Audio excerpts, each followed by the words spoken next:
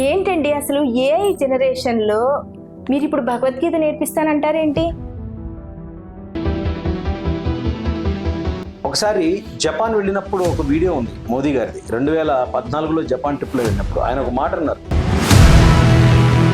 ప్రపంచం తీసుకోవడానికి ప్రపంచం దగ్గర కూడా ఎంతకన్నా గొప్పదేమీ ఉండదు. అందుకే ఇప్పుడు మీరు నేర్పించే వాళ్ళలో చిన్నపిల్లలు ఉన్నారు, పెద్దవాళ్ళు ఉన్నారు.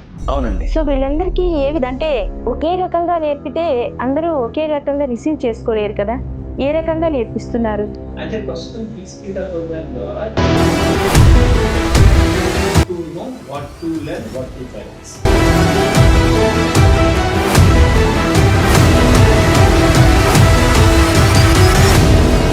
అంటే స్టోరీస్ కూడా చెప్తారు. స్టోరీస్ ప్రతి శ్లోకానికన్నా ముందుగా ఒక స్టోరీ ద్వారా దాన్ని కనెక్ట్ చేసి అందులో చిన్న పిల్లల్లో అంటే ఈ భగవద్గీత ఇప్పటి నుంచే నేర్చుకోవటం వల్ల చిన్న పిల్లల్లో ఎలాంటి మార్పులు రావచ్చని మీరు అనుకుంటున్నారు? చిన్నపిల్లల్ని అబ్జర్వ్ చేస్తే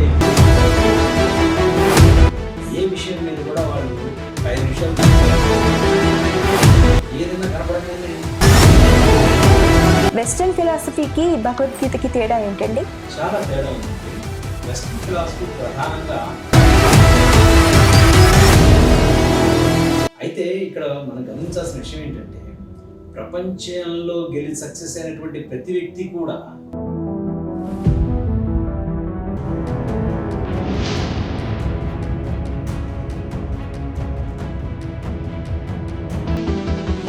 పిల్లల్లో గ్రాటిట్యూడ్ తగ్గిపోకుండా ఉండాలి అంటే మనం ఇలాంటి ఎక్సర్సైజ్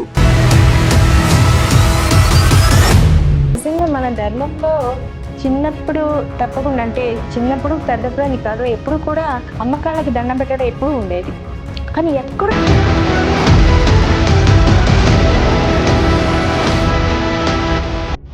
ఎందుకంటే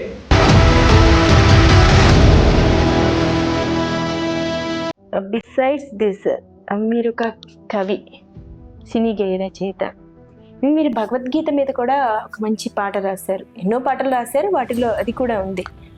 దాని గురించి 2021 ప్రాంతంలో నేను భగవద్గీత మీద ఒక పాట రాసి మన కళా తపస్వి మా కోసం కొంచెం ఆ పాట వినిపించారు. దైన్యం అలివిన చోట ధైర్యం చెప్పే బాట,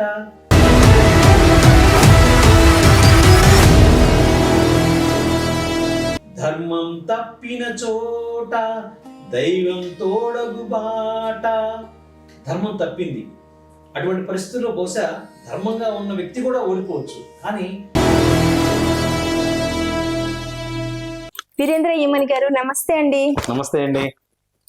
ఏంటండి అసలు ఏఐ జనరేషన్ లో మీరు ఇప్పుడు భగవద్గీత నేర్పిస్తానంటారేంటి? అవునండి, భగవద్గీత అనేది టైమ్లెస్ విజ్డమ్. అది ఏ కాలానికైనా ఉపయోగపడేటటువంటి జ్ఞానం. కరెక్టే, మీరు అన్నట్టుగా డే బై డే మనకి టెక్నాలజీ బాగా అడ్వాన్స్ అవుతుంది. ఇప్పుడున్న టెక్నాలజీ ఎంత బాగా అడ్వాన్స్ అవుతుందంటే బహుశా 100 సంవత్సరాల క్రితం మీరు ఒక రాజులో పుట్టినా ఇవాళ ఉన్న ఫెసిలిటీస్ లేవు. ఎందుకంటే మీరు ఎవరికైనా ఫోన్ చేసి మాట్లాడాలంటే ఇమ్మీడియట్గా మాట్లాడగలుగుతున్నారు. ఏసీ కావాలంటే ఏసీ ఉంది, వేడి నీళ్ళు కావాలంటే వేడి నీళ్ళు ఉన్నాయి. అంటే 100 ఏళ్ల క్రితం పుట్టిన రాజు కన్నా ఎక్కువ ఫెసిలిటీస్ని ఇవాళ ఉన్నాయి. అయితే అట్ ది సేమ్ టైం మనకి ఛాలెంజెస్ కూడా చాలా ఎక్కువ ఉన్నాయి. మీరు కనుక ఒకసారి అబ్జర్వ్ చేస్తే ఇప్పుడున్న కిడ్స్లో కానీ పెద్దవాళ్ళల్లో కానీ వాళ్ళకి వాల్యూస్ పడిపోతున్నాయి, ఎమోషనల్ స్టెబిలిటీ ఉండట్లేదు, మైండ్ స్ట్రెంగ్త్ తగ్గిపోతుంది, ధర్మం పట్ల దేశం పట్ల కనీస బాధ్యత లేదు, విలువలు పడిపోతున్నాయి, మోరల్ స్టాండర్డ్స్ బాగా పడిపోతున్నాయి. దానివల్ల ఇప్పుడు పరిస్థితి ఎలా ఉందంటే రోడ్డు బాగుంది, కారు బాగుంది, కానీ డ్రైవింగ్ బాగోలేదు. కాబట్టి టెక్నాలజీ పెరుగుతున్నది అనేది ఎంత వాస్తవమో, కానీ లైఫ్ ఎడ్యుకేషన్ లేక ప్రతి క్షణం కూడా ప్రతి మనిషి కూడా ఎన్నో సమస్యల్లో బతుకుతున్నాడు. కాబట్టి లైఫ్ని ఎలా లీడ్ చేయాలో చెప్పేటటువంటి దివ్యమైనటువంటి భగవద్గీత జ్ఞానం అందరూ నేర్చుకోవాల్సింది. ముఖ్యంగా పిల్లలకు మరింత బాగా నేర్పాల్సినటువంటి సబ్జెక్ట్. అందుకే దీన్ని ఎప్పటి నుంచో టైమ్లెస్ విజ్డమ్ అని అంటారు. ఇకపోతే ఇంకో పాయింట్, చాలామంది అడుగుతారు ఒక్క భగవద్గీత ఎందుకు అనేది. ఒక్క భగవద్గీత ఎందుకు అంటే భగవద్గీతలో ప్రధానంగా కర్మ సిద్ధాంతాన్ని స్పష్టంగా చెప్పబడింది. ఎన్నో గీతలు హంసగీత, ఉద్ధవ గీత లాంటివి ఉన్నప్పటికీ కూడా భగవానుడు కర్మ సిద్ధాంతానికి ఎక్కువ ప్రాధాన్యత ఇస్తూ చెప్పినది. అంటే నీవు ఏదైతే డ్యూటీలో ఉన్నావో ఆ డ్యూటీని ఎటువంటి ఎమోషన్స్, ఒత్తిడికి లోనవ్వకుండా అద్భుతంగా చెయ్యి అంటూ చాలా మోటివేషన్ ఇస్తూ సాగేటటువంటి, చాలా సంక్షిప్తంగా చెప్పినటువంటి గ్రంథం భగవద్గీత. కాబట్టి ఇటువంటి దివ్య జ్ఞానాన్ని మనం ఖచ్చితంగా ఏ జనరేషన్ అని పక్కన పెట్టి ఇంకా ఎక్కువగా నేర్పాల్సిన సమయం ఆసన్నమైంది. సో అసలు సమాజానికి భగవద్గీత నేర్పించాలి అనే బీజం మీలో ఎప్పుడు పడింది? చూస్తున్నామండి, ఎన్నోసార్లుగా మనకి సొసైటీలో ఉన్న రకరకాలైనటువంటి ఇష్యూస్ మనం ఎప్పటి నుంచో చూస్తున్నాం. ఒక దాదాపు 6-7 సంవత్సరాల క్రితం నేను ఫిల్మ్ ఇండస్ట్రీలో కూడా ఒక లిరిక్ రైటర్గా ఉన్న సందర్భాల్లో చాలా పుస్తకాలు చదివినప్పటికీ మొదటగా మా వైఫ్ జ్యోత్స్నా యమని గారు భగవద్గీత శ్లోకాలు నేర్చుకుంటున్నారు. ఆ టైంలో కరోనా స్టార్ట్ అవుతున్న టైంలో మీనింగ్స్ చూద్దాం. అప్పటికి దాదాపు నా వయసు 40 to 43. అప్పటికే నేను కొన్ని మూవీస్, లక్కున్నోళ్ళు, మంచి విష్ణు, కొన్ని పెద్ద సినిమాలకి రాస్తున్నాను. ఆ టైంలో నేను ఇది అనుకోకుండా చదవటం స్టార్ట్ అయ్యి అప్పుడు నాకు అనిపించింది, ఇంత మంచి నాలెడ్జ్ చిన్నప్పుడు నాకు ఎవరూ నేర్పలేదు, మనం నేర్పాలి. ఒకసారి జపాన్ వెళ్ళినప్పుడు ఒక వీడియో ఉంది మోదీ గారిది, 2014లో జపాన్ ట్రిప్లో వెళ్ళినప్పుడు. ఆయన ఒక మాట అన్నారు, ప్రపంచానికి ఇవ్వడానికి నా దగ్గర ఎంతకన్నా గొప్పది లేదు, ప్రపంచం తీసుకోవడానికి ప్రపంచాన్ని దగ్గర కూడా ఎంతకన్నా గొప్పది ఏమీ ఉండదు. అందుకే నేను మహాపురుషులు ఎవరిని కలిసినప్పటికీ కూడా భగవద్గీతనే ఇస్తాను.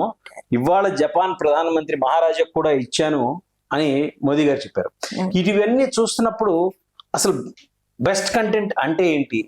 మనందరూ తెలుసు, content is king, knowledge is power, ఇవన్నీ మాట్లాడతాం. అయితే అసలు బెస్ట్ కంటెంట్ ఏంటిది అనే నా సెర్చ్లో అనుకోకుండా మా వైఫ్ ద్వారా తారసపడింది భగవద్గీత.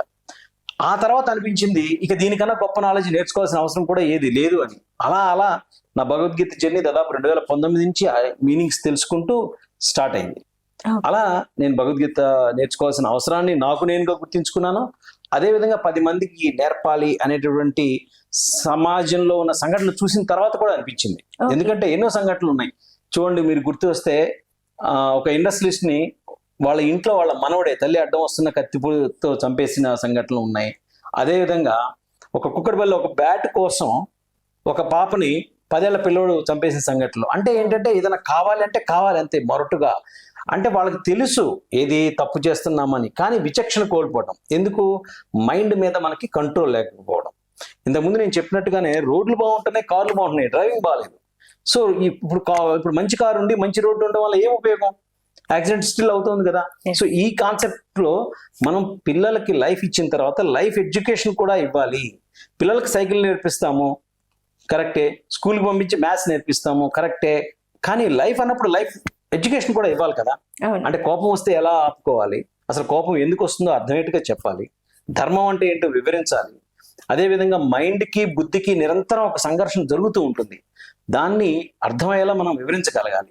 అసలు మనిషికి గుణం అంటే ఏంటి, ఎటువంటి ఆహారం తీసుకుంటే ఎటువంటి గుణం వస్తుంది, పని చేస్తే ఎలా చేయాలి, మనకు నచ్చిన పని ఎలా ఎంచుకోవాలి, అంటే ఈ అన్ని కాన్సెప్ట్స్ భగవానుడు అర్జునుడికి గతంలోనే చెప్పున్నారు.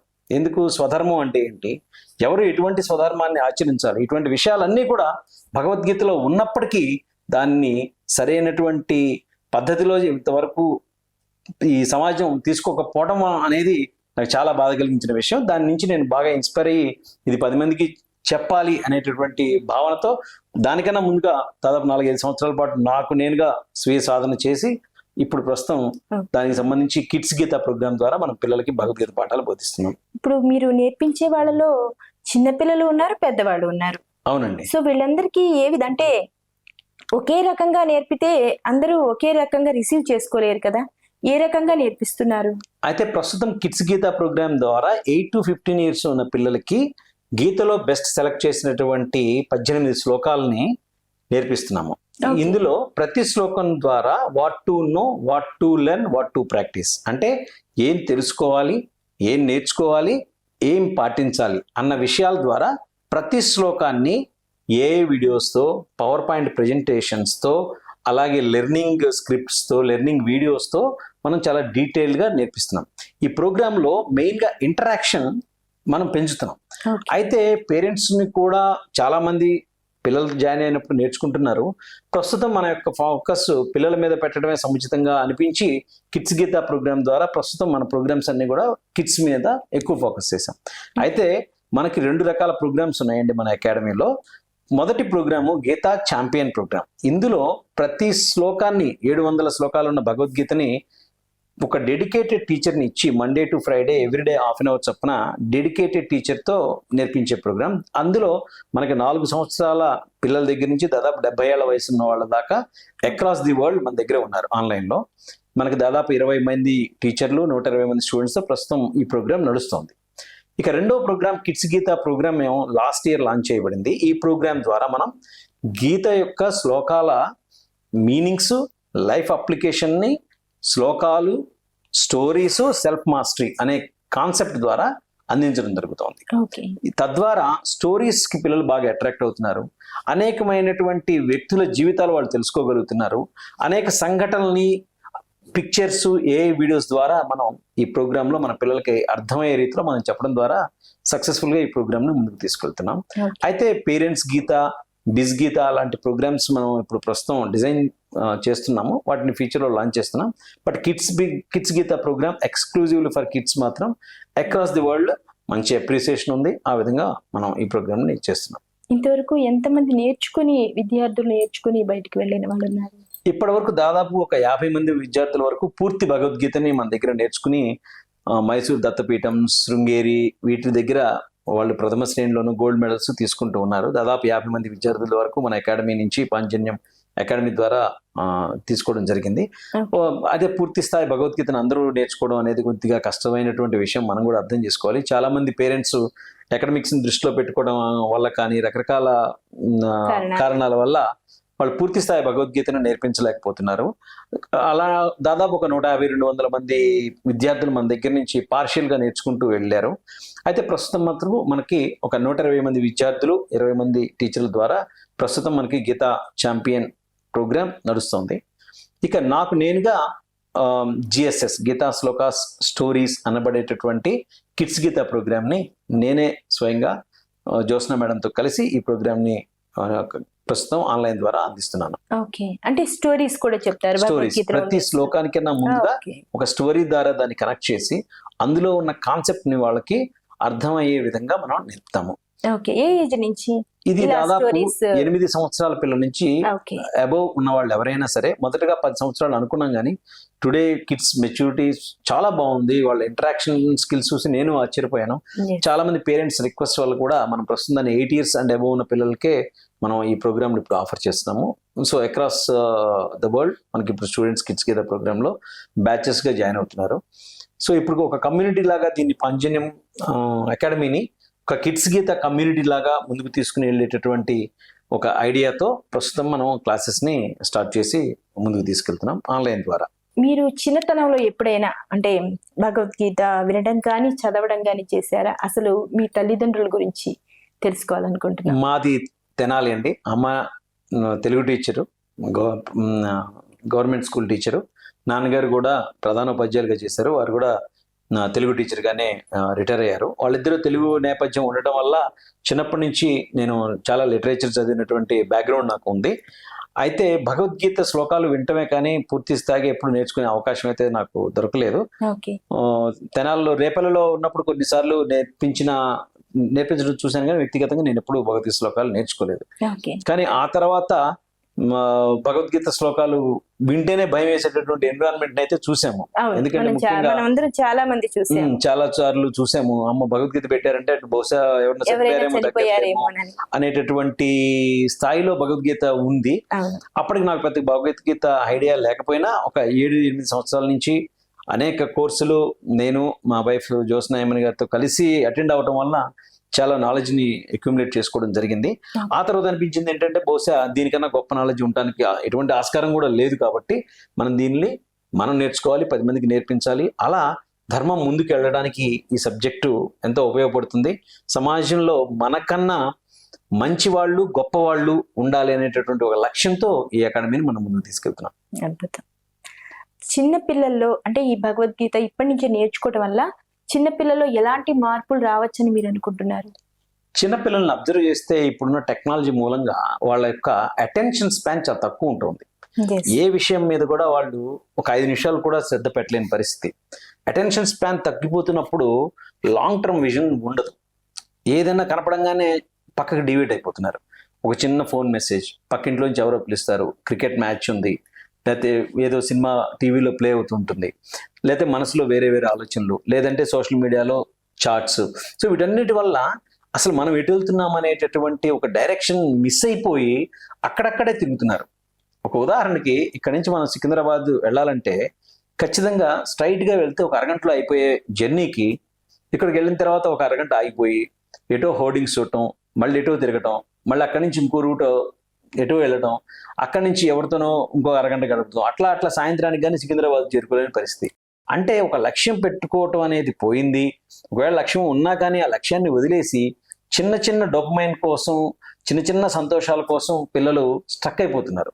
సో దీనివల్ల వాళ్ళలో ఫోకస్ పోయింది, కాంపిటెన్సీ తగ్గిపోయింది, కాన్సన్ట్రేట్ లెవెల్స్ కూడా చాలా దారుణంగా పడిపోయినాయి. దీనికి ఇంకో కారణం కూడా పేరెంట్స్ బాగా బిజీగా ఉండటం, తినేటువంటి ఫుడ్ జంక్ ఫుడ్లో ఉండటం, దీనివల్ల కూడా మైండ్ స్టెబిలిటీ అనేది కాలక్రమేణా చాలా తగ్గిపోయింది. Yes. ఎందుకంటే టెక్నాలజీ చేతిలోకి వచ్చిన తర్వాత మైండ్ అనేది వీళ్ళ కంట్రోల్లో ఉండట్లా. కాబట్టి మనం చెప్పేది ఏంటంటే టెక్నాలజీ చేతుల్లో ఉండాలి, మైండ్లో భగవద్గీత ఉండాలి. అప్పుడు టెక్నాలజీని వీళ్ళు సరిగ్గా వాడుకుని వాళ్ళ యొక్క లైఫ్ని సరిగ్గా ముందుకు తీసుకెళ్తారనేది నా భావన. వెస్టర్న్ ఫిలాసఫీకి భగవద్గీతకి తేడా ఏంటండి? చాలా తేడా ఉందండి. వెస్ట్రన్ ఫిలాసఫీ ప్రధానంగా ఎక్స్టర్నల్ ఇష్యూస్ మీదే ఎక్కువ ఫోకస్ చేస్తుంది. ఓకే. ఒక సక్సెస్ రావాలని ప్రతి మనిషి కోరుకుంటాం అనేది చాలా సహజం. అయితే సక్సెస్ రావాలంటే వెస్ట్రన్ ఫిలాసఫీ ఏముంటుంది, ట్రెండ్ని అబ్జర్వ్ చేయి, మార్కెట్ అబ్జర్వ్ చేయి అంటుంది. కానీ భగవద్గీత అలా అనదు, నిన్ను నువ్వు ఫస్ట్ అబ్జర్వ్ చేసుకో అని చెప్తుంది. ఓకే. అయితే ఇక్కడ మనం గమనించాల్సిన విషయం ఏంటంటే ప్రపంచంలో సక్సెస్ అయినటువంటి ప్రతి వ్యక్తి కూడా ప్రపంచాన్ని జయించుకున్న ముందు వాడి యొక్క మనసును గెలుచుకోవాలి. లేకపోతే ఆ ట్రెండ్ ఉంది అని మనం వెళ్తాం, ఆ trends they keep on changing. అసలు నీకేది, నీ స్వభావం ఏది, నీ గుణాలు ఏంటి, నువ్వు ఎటువంటి పనిని ఆనందిస్తూ చేస్తావు అనేటువంటి మన యొక్క సెల్ఫ్ ఎగ్జామినేషన్ జరగకుండానే, సెల్ఫ్ ఇంట్రోస్పెక్షన్ లేకుండానే మనం ఒక ట్రెండ్ మూసదారంలో వెళ్ళిపోతాం. దీనివల్ల ఫ్రస్ట్రేషన్ తొందరగా వస్తుంది. మన వెస్ట్రన్ ఫిలాసఫీ ఉదాహరణకి టైం మేనేజ్మెంట్ అంటుంది. ఒకసారి వెనక్కి వెళ్ళి ఆలోచించండి, టైంని మనం కంట్రోల్ చేయగలుగుతామా? మన చేతుల్లో ఉంది. మరి నీ చేతిలో ఉండదాన్ని నువ్వు ఎలా మేనేజ్ చేస్తావు? మనకే అర్థం కాదు. ఒకసారి వెనక్కి వెళ్ళి ఆలోచిస్తే మనకే నవ్వు వస్తుంది. ఇటువంటి కాన్సెప్ట్స్ అన్ని రాంగ్ కాన్సెప్ట్స్. టైం మేనేజ్మెంట్ అనేది ఉండదు. మన మైండ్ని టైంకి తగ్గట్టుగా మార్చుకోవాలి. మనని మనం యాక్టివిటీస్ని టైంకి తగ్గట్టుగా ప్లాన్ చేసుకోవాలి. టైంని మేనేజ్ చేసేది క్లాక్, మనం కాదు. ఓకే, మనని మేనేజ్ చేసేది మన మైండ్. కాబట్టి దాన్ని టైం మేనేజ్మెంట్ అనకుండా మైండ్ మేనేజ్మెంట్ అనాలి. అలాగే స్ట్రెస్ మేనేజ్మెంట్ అనే పదాలు వాడతారు వెస్ట్రన్ ఫిలాసఫీలో. స్ట్రెస్ మేనేజ్మెంట్ అంటే ఏంటి? స్ట్రెస్ ఎలా తగ్గించుకోవాలి, స్ట్రెస్ వచ్చినప్పుడు ఏం చేయాలి, 1 to 10 కౌంట్ చేయి, ఇలా ఉంటుంది. కానీ మన భగవద్గీత ఏం చెప్తుంది? అసలు స్ట్రెస్ అనేది రావాల్సిన అవసరం లేదు కదా. నువ్వు మైండ్లో స్ట్రెస్ అనేది రాకుండా ఉండటానికి నీ యొక్క ఎమోషన్స్ని ఎలా ఉంచుకోవాలని చెప్పేదే భగవద్గీత. కాబట్టి ఎక్స్టర్నల్ ఇష్యూస్ మీద ఎక్కువ ఫోకస్ చేసి సక్సెస్ చేయాలి అనుకున్నటువంటి వెస్ట్రన్ ఫిలాసఫీకి భిన్నంగా నిన్ను నువ్వు నిరంతరం హ్యాపీగా ఉంచుకుంటూ ఎక్స్పర్టైజ్ బిల్డ్ చేస్తూ నువ్వు ఒక పనిలో పరిపూర్ణతను కనుక సాధిస్తే సక్సెస్ ఆటోమేటిక్గా నిన్ను వెతుక్కుంటూ వస్తుంది అని చెప్పేది భగవద్గీత. అంటే వెస్ట్రన్ ఫిలాసఫీ మనని బాగా పుష్ చేసుకోమంటుంది టువర్డ్స్ మార్కెట్. భగవద్గీత మటుకు నిన్ను నువ్వు నీ యొక్క స్కిల్ ద్వారా, నీ యొక్క పని ద్వారా ఎదిగితే ప్రపంచం నీ వైపుకే వస్తుంది అనేది ప్రత్యక్షంగా నిరూపించబడినటువంటి సబ్జెక్టు భగవద్గీత. కాబట్టి ఒక టైం మేనేజ్మెంట్ కాన్సెప్ట్ తీసుకున్నా, ఒక స్ట్రెస్ మేనేజ్మెంట్ కాన్సెప్ట్ తీసుకున్నా, లేదా ఒక వర్క్ లైఫ్ బ్యాలెన్స్, ఇటువంటి పదాలను తీసుకున్నప్పుడు మనమే నవ్వొస్తుంది. ఎందుకంటే మైండ్ని బ్యాలెన్స్ చేసుకోవడం చేతగానప్పుడు ఈ వర్క్ లైఫ్ బ్యాలెన్స్ ఇటువంటి ఇష్యూస్ అన్ని కూడా ప్రధానంగా వస్తాయి. కాబట్టి భగవద్గీత నేర్చుకోవడం వల్ల మనిషి ఆటోమేటిక్గా సంతోషంగా ఉంటూ తనకు కావాల్సిన సక్సెస్ని తను ఎక్స్పర్టైజ్ బిల్డ్ చేసుకోవడం ద్వారా సాధిస్తాడు. ఇది భగవద్గీత ఫిలాసఫీ.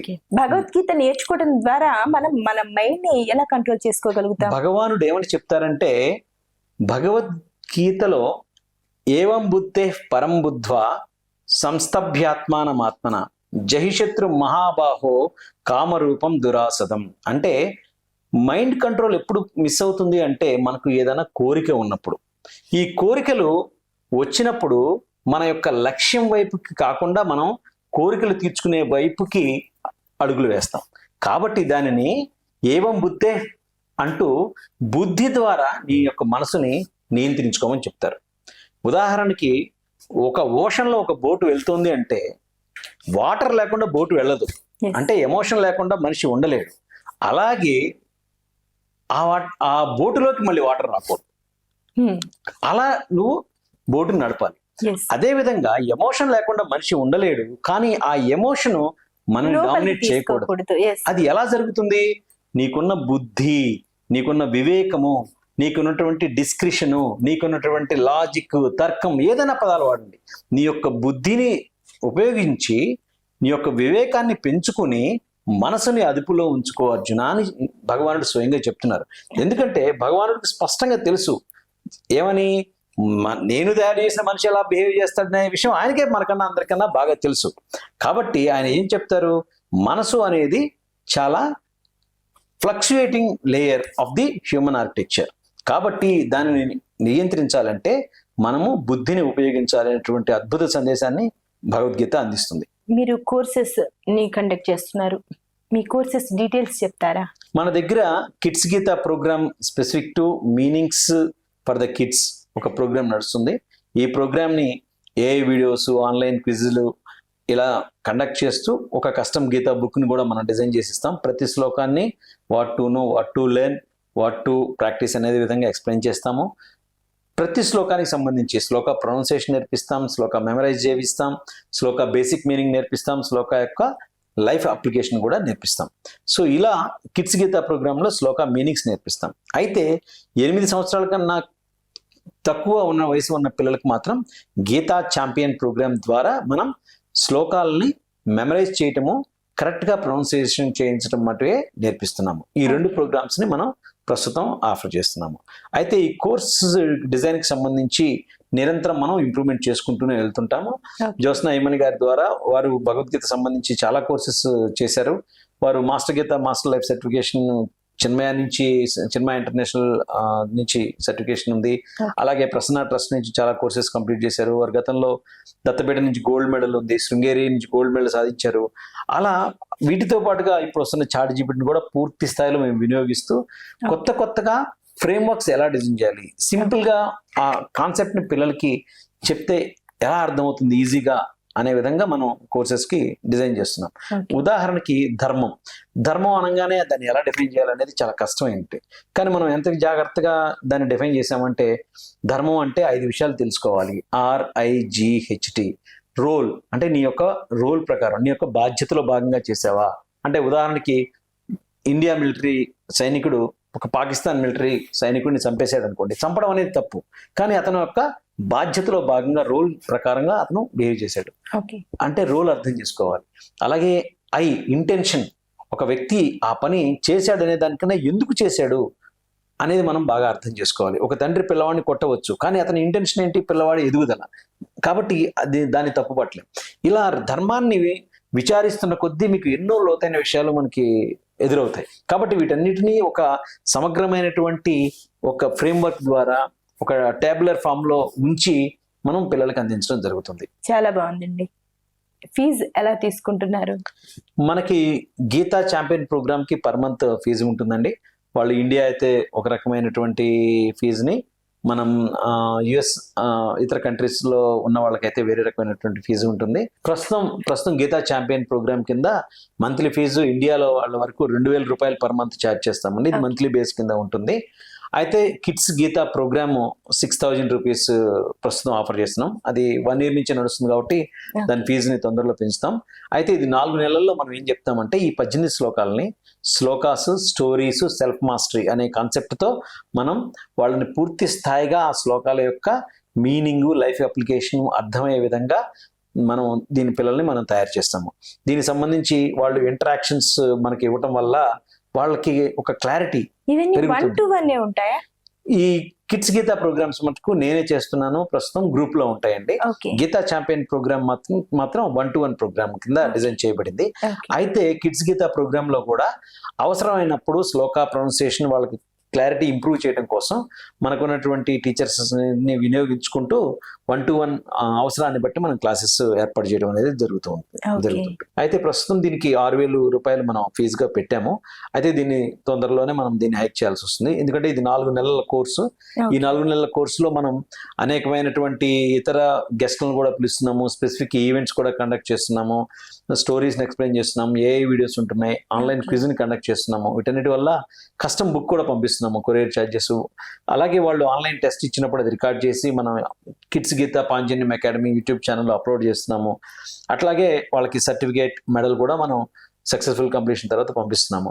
కాబట్టి ఈ ప్రోగ్రామ్ మటుకు పేరెంట్స్ నుంచి కూడా నాకు చాలా మంచి ఫీడ్బ్యాక్ ఉంది. ఎందుకంటే ఈ చిన్న వయసులో పిల్లలకి మైండ్, మనకు కోపం ఎందుకు వస్తుంది, ధర్మం అంటే ఏంటి, వాల్యూస్ అంటే ఏంటి అనేవి చిన్నప్పటి నుంచి నేర్పిస్తున్నాం. ఒక ముఖ్యమైనటువంటి విషయం ఏంటంటే గ్రాటిట్యూడ్ మనం పెంచాలి పిల్లల్లో. గ్రాటిట్యూడ్ని పెంచడానికి తగ్గట్టుగా గ్రాటిట్యూడ్ ఎక్సర్సైజెస్, అఫర్మేషన్ ఎక్సర్సైజ్ కూడా ఈ కిడ్స్ గీతా ప్రోగ్రామ్ లో ఇంక్లూడ్ అయినాయి. గ్రాటిట్యూడ్ ఎక్సర్సైజ్ అంటే సింపుల్ గా పొద్దున్నే వాళ్ళ అమ్మకి కాళ్ళకి దండం పెడుతూ నాకు పిక్చర్ పంపించేయాలి. వాళ్ళ అమ్మ కాళ్ళు, బాబు చేతులు ఈ రెండే కనపడాలి, నాకు ఎవరి ఫేస్ లో అక్కర్లేదు.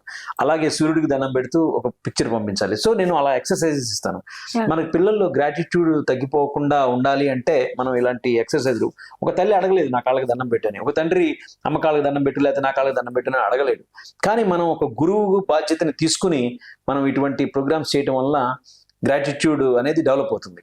జనరల్ పిల్లలకి ఏమవుతుందంటే థ్యాంక్స్ చెప్పరా అంటే నేర్పించేస్తున్నాం. ఆ థ్యాంక్స్ అనేది కేవలం ట్రాన్సాక్షనల్ థింగ్. అప్పటి వరకు ఏదో చిన్న చేసాము, ఒక పుస్తకం ఇస్తే థ్యాంక్స్ చెప్తారు, ఒక మంచి ఇస్తే థ్యాంక్స్, అప్పటితో అయిపోతుంది. కానీ వాళ్ళల్లో పర్సనాలిటీలోనే గ్రాటిట్యూడ్ బాగా డెవలప్ అవ్వాలి. అది గ్రాటిట్యూడ్ అనేది డెవలప్ అయితే మనసు స్థిరంగా నిలబడుతుంది.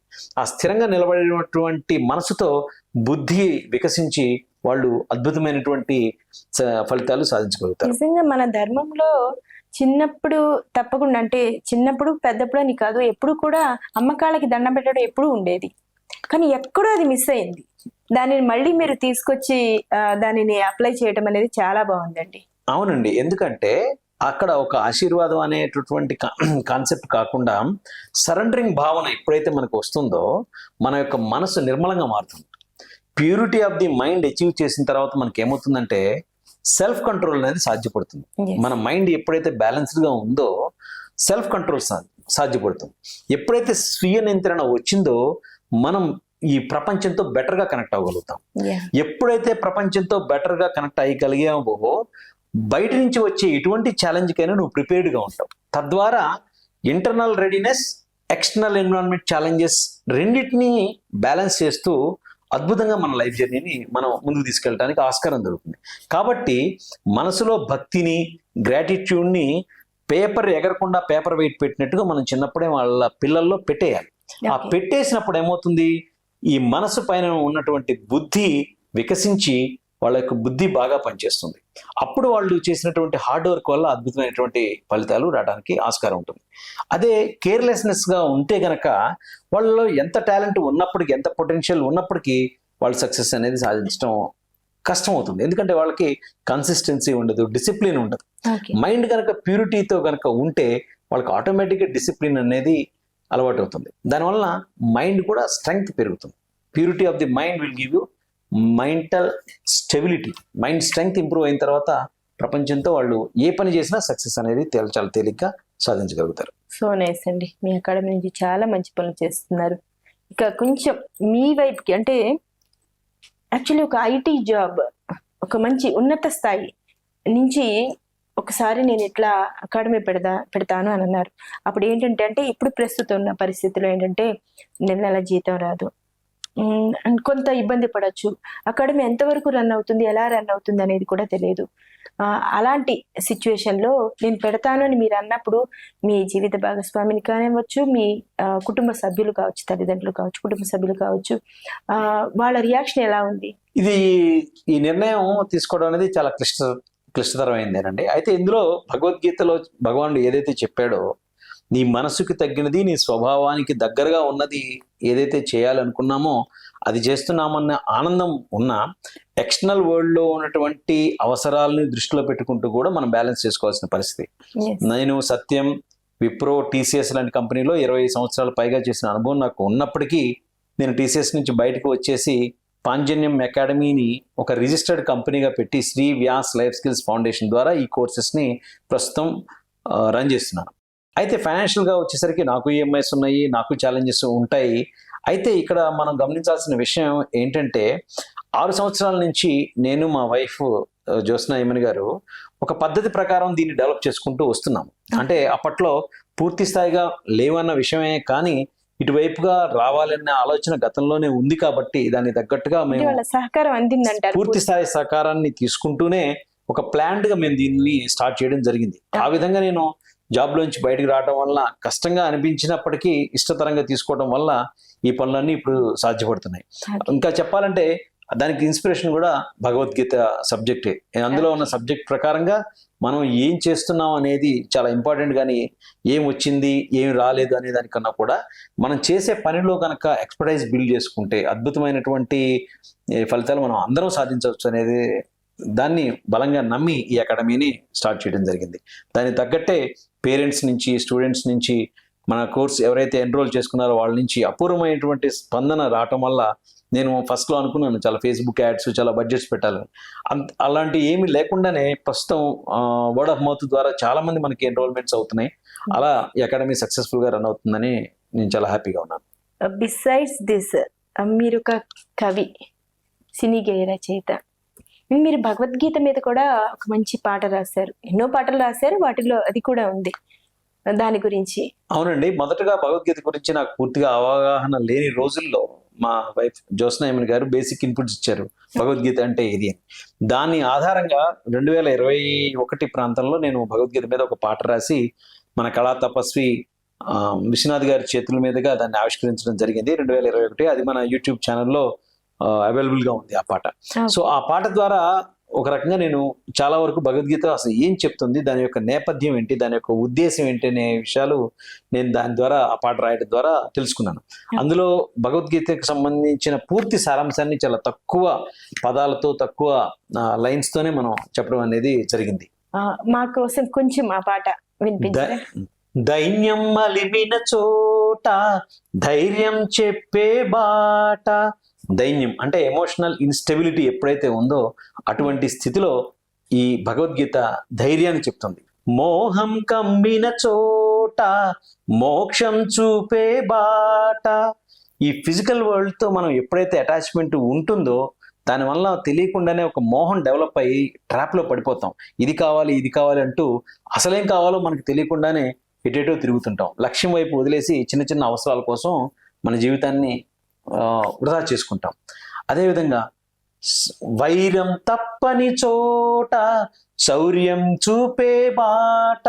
అంటే కఠినమైనటువంటి పరిస్థితులు ఎదురైనప్పుడు వైరం తప్పదు, యుద్ధం తప్పదు. అటువంటి అప్పుడు భగవద్గీత మనకి శౌర్యాన్ని ఇస్తుంది, అంటే కావాల్సినటువంటి మోటివేషన్ ఇస్తుంది. ధర్మం తప్పిన చోట దైవం తోడగు బాట. ధర్మం తప్పింది, అటువంటి పరిస్థితుల్లో బహుశా ధర్మంగా ఉన్న వ్యక్తి కూడా ఓడిపోవచ్చు. కానీ భగవద్గీత ద్వారా మనకు భగవానుడు ఏ సందేశం ఇచ్చారు? ధర్మం ఎప్పుడైతే తప్పిందో నాకు నేనుగా వస్తాను అంటూ ఒక డివైన్ ఎష్యూరెన్స్ మనకి ఇప్పటికే ఇచ్చి ఉన్నారు, యదా యదా హి ధర్మస్య ద్వారా.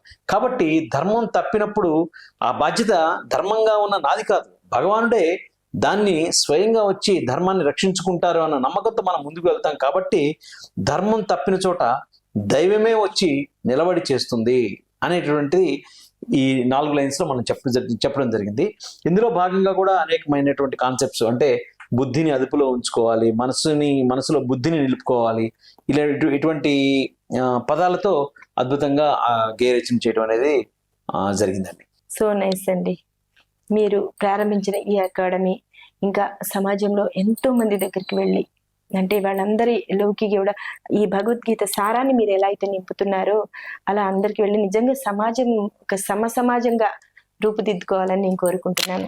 ధన్యవాదాలు అండి.